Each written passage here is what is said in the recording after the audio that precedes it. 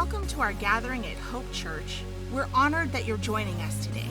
At Hope Church, we exist to connect people to live the life of a Jesus follower in Las Vegas, the West, and the world. We hope you enjoy the service.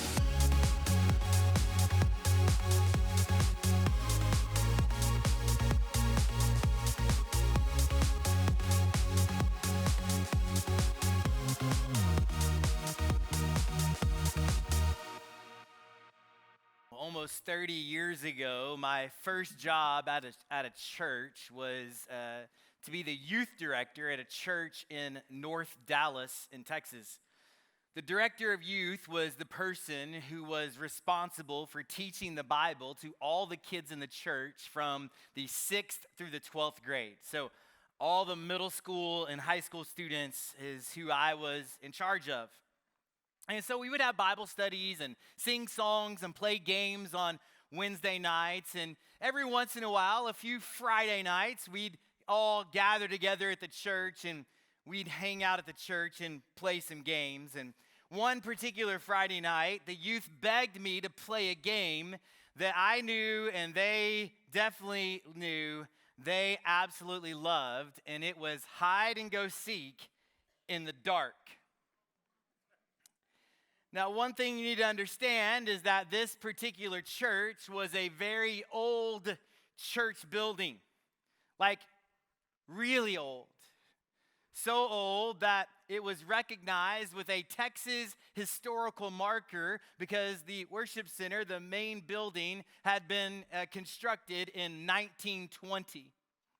And so here we are in this old building, and I don't know if you've experienced it before, but maybe with the exception of an abandoned hospital or building, an old church, when all the lights are out at night, is kind of an eerie place to be.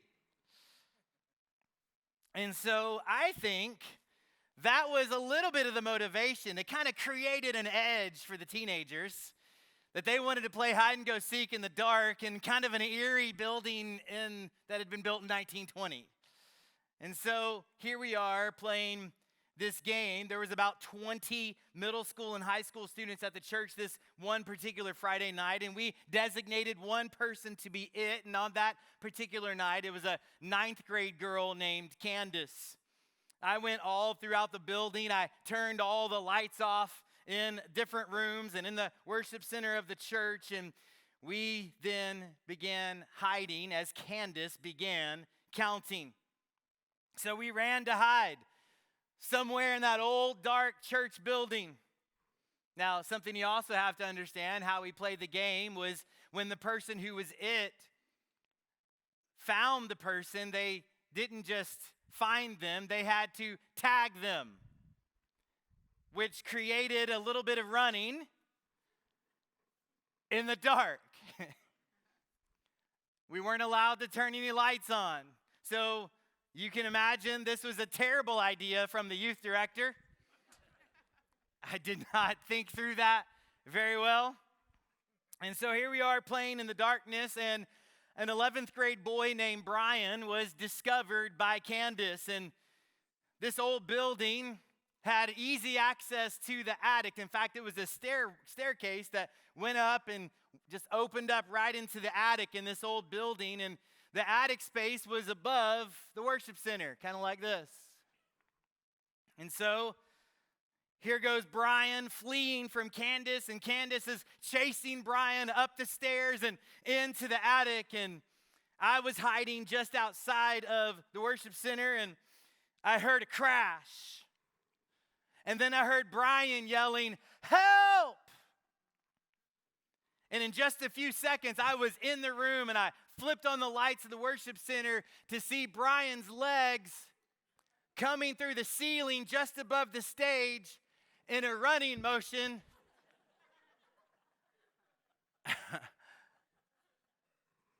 There was sheetrock and ceiling all over the stage. Brian was able to catch himself on the joists on either arm. And he was hanging there on those beams, running in place, trying to get himself up so that he could get up and out of that attic. And there we were. Brian thankfully did not fall to great injury. It was about a 25 or 30-foot fall down to the stage. He had caught himself, thankfully. But have you ever heard of stories like this? Stories where we just absolutely messed up in the dark? One time I was in the middle school, and I was running one night outside and being chased by somebody. We were playing tag, and I just remember running. And in Texas, where I grew up, there were these huge propane tanks on the ground. They were huge, silver, metal propane tanks, and I was running full speed, looking back, and I hit that thing's thighs, and I flipped right over the top of it. I didn't see it. It was dark. I couldn't see anything. I remember in that same night, my friend Brian, another friend of Brian actually, he was running, and he was being chased by somebody and was in the backyard and hit a clothesline. He was literally clotheslined. In fact, there was a line across his forehead as that clothesline hit him and put him on his back. I mean, these are stories, and maybe you're beginning to remember some stories of the crazy antics that happened when you were in the dark and you couldn't see anything. Or maybe, have you ever done anything like this in the dark? You ever stubbed your toe in the middle of the night? You got up out of bed, you didn't see it, whatever it was. Or parents, have you ever stepped on a Lego in the middle of the night that you didn't see? Those things are like spikes.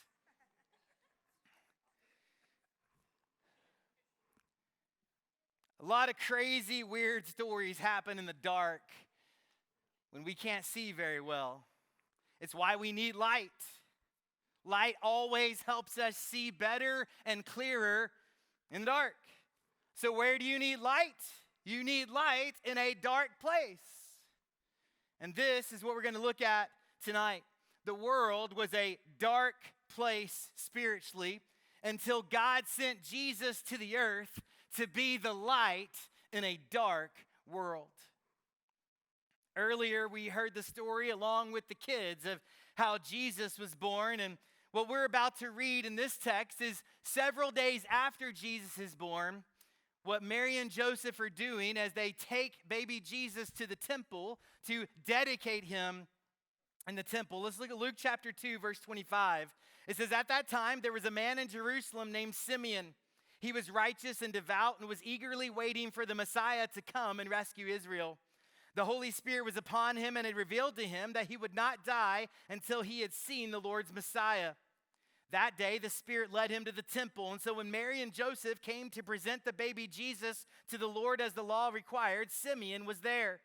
He took the child in his arms and praised God, saying, 'Sovereign Lord, now let your servant die in peace as you have promised. For I have seen your salvation, which you have prepared for all people. He is a light to reveal God to the nations, and he is the glory of your people, Israel.'"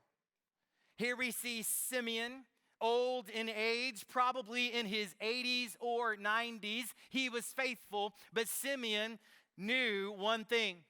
Number one, he knew that we are born into spiritual darkness. For Simeon's entire life, he did all he could to live in right standing with God by his actions and by his words. For his entire life, he did all he could to serve God with his life. For his entire life, he knew, though, that no matter how good he was, no matter how many great deeds that he did, no matter how kind he was with his words, no matter how many Old Testament verses he had followed and tried to live by, no matter how long he had been faithful and devout in following God, Simeon knew that there was nothing that he could ever do to ever be good enough to really know God. Simeon knew that he was born into spiritual darkness and that he needed to enter into a relationship with God through the promised Messiah. And so he prayed. He prayed, "God, don't let me die. God, don't let me die without seeing your promised Messiah with my eyes, the one who will save us all from our sinful state. And God, through the Holy Spirit, answered Simeon's prayer and revealed to him that he would not die until he saw the Messiah. And then God led Simeon to the temple that day. And that day, Simeon held baby Jesus in his arms, and he proclaimed, look at it once again, verse 29, Sovereign Lord, now let your servant die in peace, as you have promised. I have seen your salvation, which you have prepared for all people. He is a light to reveal God to the nations and is the glory of your people, Israel. Simeon knew that Jesus is the light in our darkness. Simeon got it. Simeon knew who he was holding. He was holding the one who would bring opportunity for all people of all nations. What is that opportunity? Salvation. Jesus is salvation. What's salvation from what? Salvation from ourselves. Salvation from our sinful nature. Salvation from the spiritual darkness that all of us were born into. He says this again, Luke 2:30, I have seen your salvation.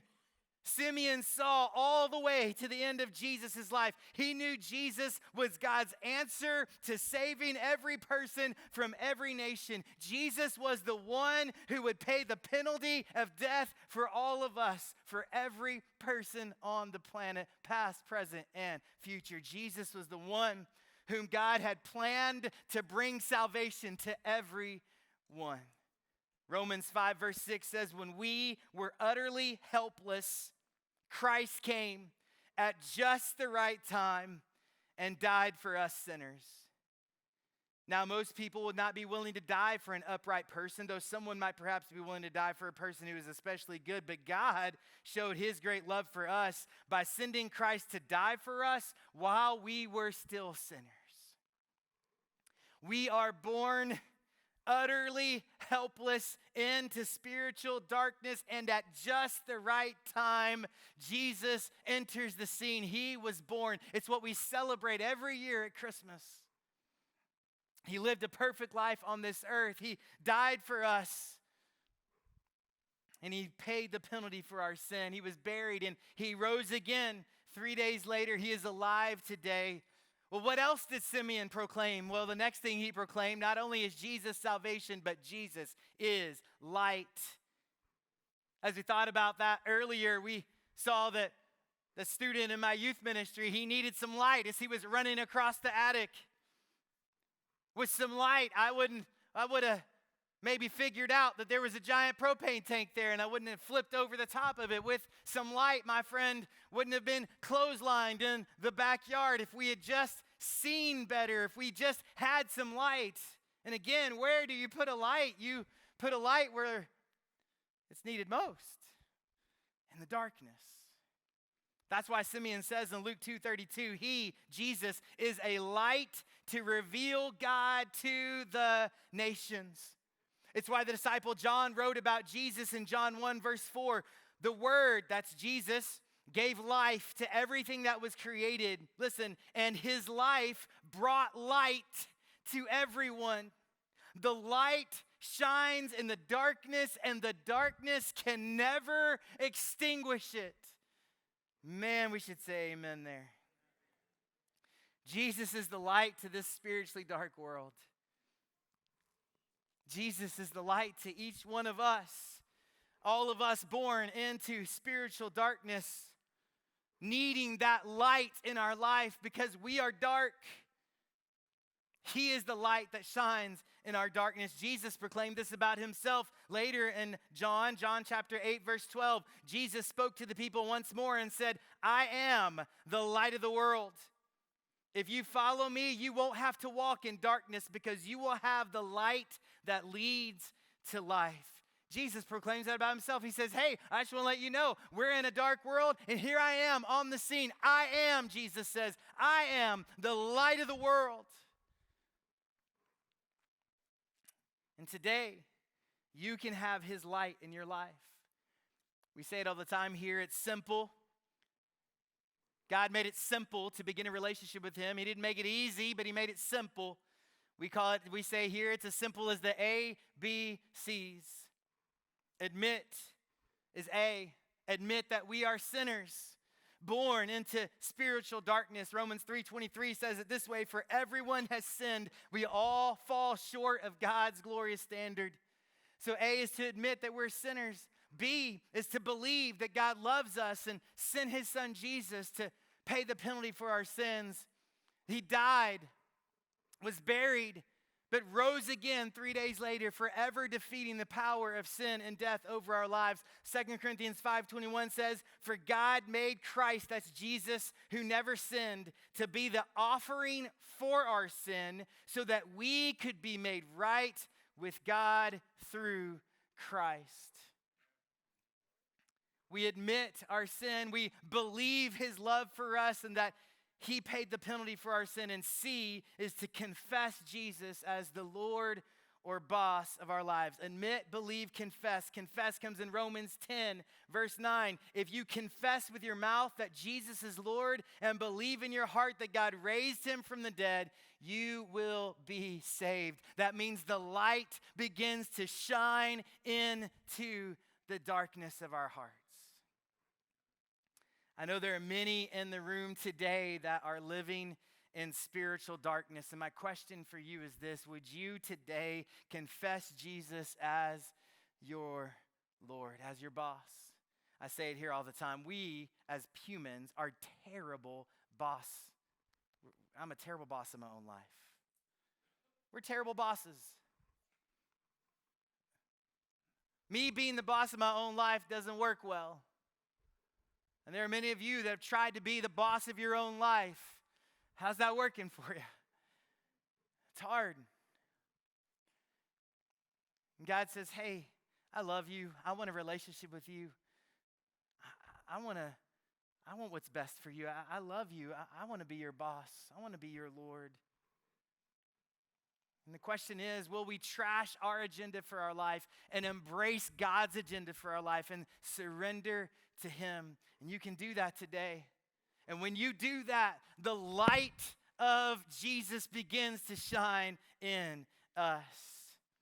So you can do that by simply praying, God, I admit I'm a sinner. I believe in your love for me, that you paid the penalty for my sin. And so today I confess you as Lord of my life, as the boss of my life. God, I'm tired of being my own boss. God, I cast it aside, and I want you to be the boss of my life.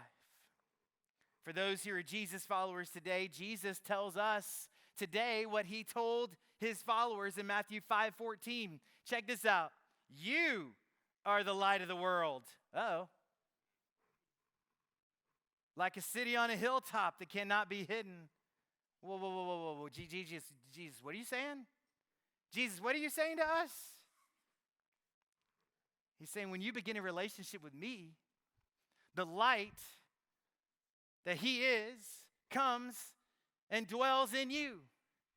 And now, get this, you have the light. And then he tells us to go and give the light to others. If you have a relationship with God through Jesus today, somebody told you about him. And now he's telling us, if you have a relationship with God through Jesus, he's telling us to go tell others. He's telling us to spread the light. His light illuminates our spiritual darkness, and his light seeks to illuminate the darkness of our world.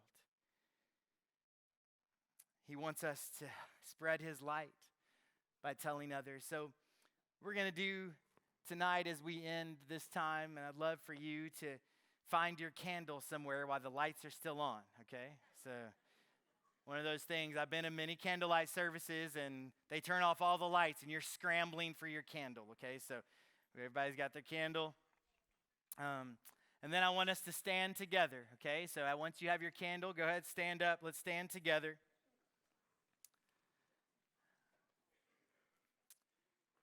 Now we're going to turn off the lights.